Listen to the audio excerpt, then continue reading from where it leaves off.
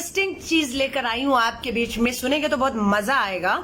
आज कांग्रेस ने प्रेस वार्ता करके सुझाव दिया, लाला आमदेव, समझ रहे होंगे मैं किसके लिए बात कर रही हूँ, समझदार है, लाला आमदेव को देश का वित्त मंत्री बना देना चाहिए। और ये भी सुझाव दिया कि जय शाह, जानते हैं जय शाह, हाँ, इन्हें जो है वित्त राज्य मंत्री बना देना चाहिए। क्यों दिया कांग्रेस ने ये सुझाव, सुनेंगे तो अच्छा लगेगा। और खास तौर से अगर आपके पास रुचि सोया के शेयर हैं तो रिश्तेदार आपके अब आप पूछने लगेंगे जो आपको पूछते नहीं थे। अब आइए, कहानी बड़ी इंटरेस्टिंग है, ध्यान से सुनिएगा। रुचि सोया कंपनी ने कर्जा लिया 12,140 करोड़ का। क्या हुआ उसके बाद? रुचि सोया कर्ज में डूब गई, कंपनी डूब गई। कर्ज लिया था एसबीआई बैंक से, पंजाब नेशनल बैंक से, जो पब्लिक बैंक है, सरकारी बैंक है, जिसमें आपका हमारा देश के लोगों का पैसा है। अब कंपनी ने हाथ खड़ा किए, मेरे पास कर्ज चुकाने के लिए पैसा नहीं है, मैं अपनी कंपनी को बेचना चाहता हूं। अब आया एसबीआई के पास में, एसबीआई ने कहा जी मुझसे तो आपने 1,816 करोड़ लिए थे। एसबीआई ने कहा रुचि सोया को मेरे 1,816 करोड़ वापस कीजिए। रुचि सोया ने कहा जी मेरे पास तो है नहीं, सेटलमेंट कर लीजिए। सेटलमेंट हुआ कि ठीक है, एसबीआई 1,000 करोड़ रुपया छोड़ देता। दया आ गई रुचि सोया पर, छोड़ दिया, एसबीआई ने 1,000 करोड़ छोड़ दिया। बाकी सेटलमेंट हुआ कि ठीक है, अब ऐसा करिए 800 करोड़ तो दे दीजिए। तो रुचि सोया ने एसबीआई को 1,816 करोड़ में से 1,000 करोड़ माफ करके 816 करोड़ देकर बैठ गया। अब उसके बाद रुचि सोया ने अपनी कंपनी की बोली लगाई, सुनिएगा ध्यान से। बोली जब लगाई तो खरीदारों में कौन आया? 3 ही लोग बचे इस देश में, पूंजीपति अदानी, अंबानी और लाला आमदेव की पतंजलि।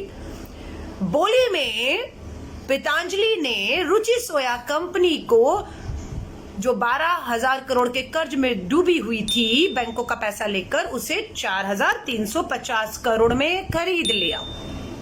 पतंजलि ने कितने में खरीदा रुचि सोया को?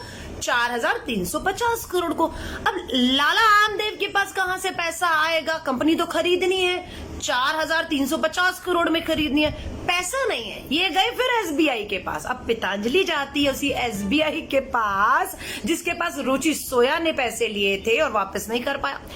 एसबीआई ने कह दिया लाला आमदेव, जिस कंपनी को आप खरीद रहे हैं उसके शेयर 10 रुपए 17 रुपए में कंपनी कर्जे में डूब गई है। उस कंपनी को खरीदने के लिए एसबीआई आपको कर्ज नहीं दे सकता क्योंकि वो कंपनी डूब गई, पैसा डूब गया, आपसे भी उभर नहीं पाएगी। एसबीआई ने मना कर दिया।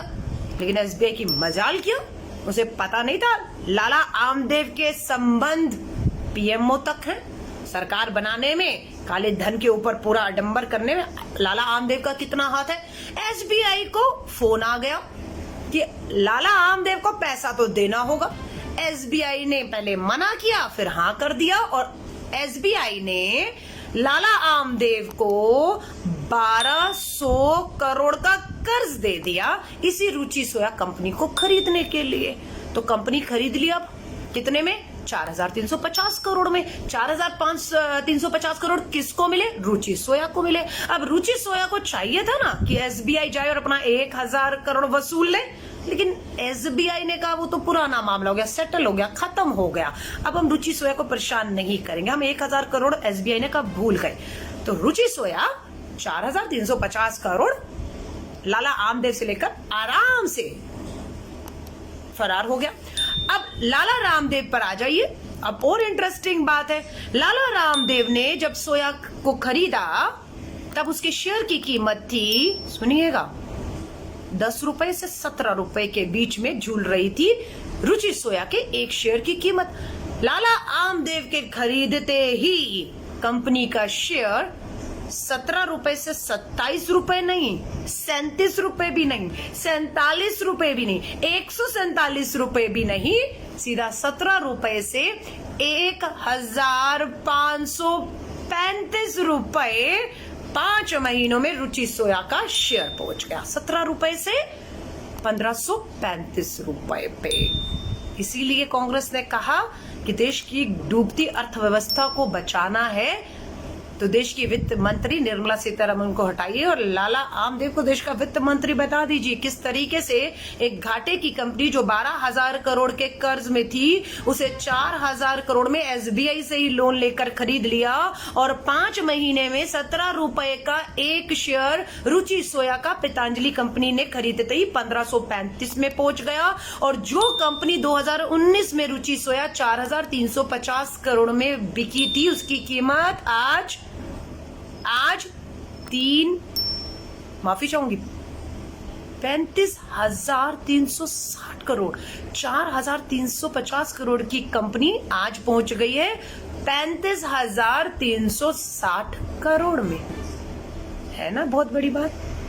अब लोग इसमें भ्रष्टाचार कह रहे हैं। ठीक है, सरकार ने लाला रामदेव की मदद की, एसबीआई जो कर्ज नहीं दे रही थी उसे कर्ज देने को कहा। किसने कहा, कब कहा, कैसे कहा, वो तो अब जो जांच तो होगी नहीं, टाइम बर्बादी है। और पॉलिसी में देखिए, पहले था कि रुचि सोया का जो पामोलिव ऑयल था उसका जो है हम लोग बाहर विदेशों से आयात करते थे। भारत पामोलिव ऑयल विदेशों से खरीदता था। लाला आमदेव को कौन खरीदेगा जब बाहर से इतना तेल आ रहा है?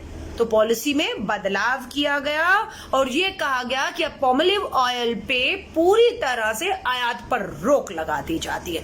जब बाहर से विदेश से तेल देश में नहीं आएगा तो फिर तो एक ही खिलाड़ी बचा, पतंजलि के लाला आमदेव। अब सबको उन्हीं का खरीदना है, कोई और तो है ही नहीं बचा ही नहीं मैदान के अंदर।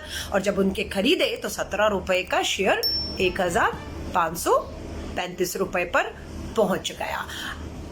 इसीलिए अब इसमें आपको कुछ भ्रष्टाचार दिख रहा है, मालूम नहीं 4,000 करोड़ की कंपनी आज 35,000 करोड़ की होगी मात्र 5 महीनों में। इसका 17 रुपए का शेयर जो है वो 1,535 रुपए का हो गया। पॉलिसी में बदलाव हुआ। पूरा देश का युवा बेरोजगारी में, भूखमरी में, गरीबी रेखा बढ़ रही है हमारे बच्चे 10 लाख कुपोषण के शिकार हो गए हैं। महंगाई चरम तोड़ है, कमर तोड़ महंगाई है। पेट्रोल डीजल 100 पार हो चुका है, आप समझ रहे हैं। लेकिन कमाइयां अदानी, अंबानी, पतंजलि कि कहते हैं ना, हमारी कहते हैं किसी को चांदी हो रही है, इनके तो सोना भी कहें तो मैं कहती हूँ ये हीरो में खेल रहे हैं। देश डूब रहा है, देश की अर्थव्यवस्था डूब रही है, कंपनियां डूब रही हैं, LIC डूब रहा है, नीलामी हो रही है भारत सरकार के PSUs की। और ये लोग मात्र 3 पूंजीपति मित्र खेल रहे हैं पैसों में। तो कांग्रेस ने इसलिए सुझाव दिया कि निर्मला सीतारमण जी को देश के प्रधानमंत्री नरेंद्र मोदी जी न खाऊंगा न खाने दूंगा, पर आपके पूंजी मित्र खा ही नहीं रहे, कच्चा चबा के निगल रहे हैं, इस देश की अर्थव्यवस्था को चूना लगा रहे हैं आपके होते हुए। यही लाला आमदेव और केंद्र की सरकार ने कहा था स्विस बैंक में काला धन है। आपको ये भी मालूम है 13 सालों का रिकॉर्ड तोड़ दिया स्विस बैंक में जमा भारतीय पैसों ने। इसी साल में 13 सालों का रिकॉर्ड तोड़ते हुए स्विस बैंक में 20,000 करोड़ रुपया जमा हुआ है मात्र 1 साल में। 13 सालों के रिकॉर्ड तोड़ दिए हैं। आपको हमें जानने का हक है या नहीं कि ये 13 सालों का रिकॉर्ड तोड़ के जो स्विस बैंक में पैसा जमा हुआ उसमें क्या कितना अदानी, कितना अंबानी, कितना लाला आमदेव का है। लेकिन आज इस पे कोई आंदोलन नहीं होगा, आज इस पे कोई भी सवाल नहीं उठाएगा, क्योंकि जो सवाल उठाएगा वो देशद्रोही हो जाएगा, वो देश को कमजोर करना चाहता है, वो प्रधानमंत्री जी की छवि, अंतर्राष्ट्रीय छवि को बर्बाद करना चाहता है। इसलिए आपसे कहूंगी, ये बात मैंने आपको बताई है, लेकिन आपको किसी को नहीं बतानी है।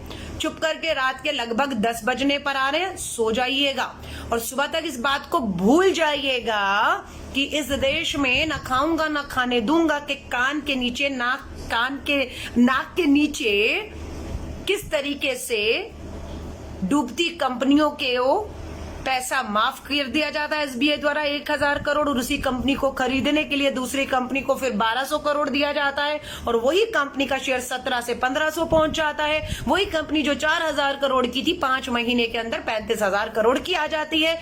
तो मुझे तो लगता है जादू की छड़ी तो है लाला आमदेव के पास, तो इसीलिए से उन्हें देश का वित्त मंत्री बनाया जाए, ताकि वो जादू की छड़ी इस देश की अर्थव्यवस्था को भी, डूबती हुई अर्थव्यवस्था जीडीपी को बचाकर उभार सके। या खाली पूंजीपति मित्र ही आपके उभरेंगे और देश डूबता चला जाएगा? अमीर गरीब की खाई को यूं ही गहरा होते देना चाहेंगे? बस इसी मुद्दे के साथ आई थी, बेहतर लगे बेनकाब किया है, लाइव गई हूं, एक एक का नाम लेकर तथ्यों के साथ ऑन रिकॉर्ड कह के जा रही हूँ ये बात को। डरते नहीं, अवमानना का केस करना हो, मानहानि का केस करना हो, कांग्रेस डरती नहीं। कांग्रेस ने आज प्रेस कॉन्फ्रेंस करके बारीकी से एक एक जानकारी आधिकारिक रूप से दी है। डरती नहीं हूं, आप नहीं फंसेंगे। लाइव मैं कर रही हूँ, तथ्यों के साथ सारी जानकारी मैं रख रही हूँ। मानहानि का केस करना हो तो कीजिए, चुनौती देती हूँ, लेकिन बेनकाब तो हम करते रहेंगे। साथियों से निवेदन है, वीडियो जरूर शेयर करिएगा। अपना ख्याल रखिएगा। जय हिंद, जय भारत।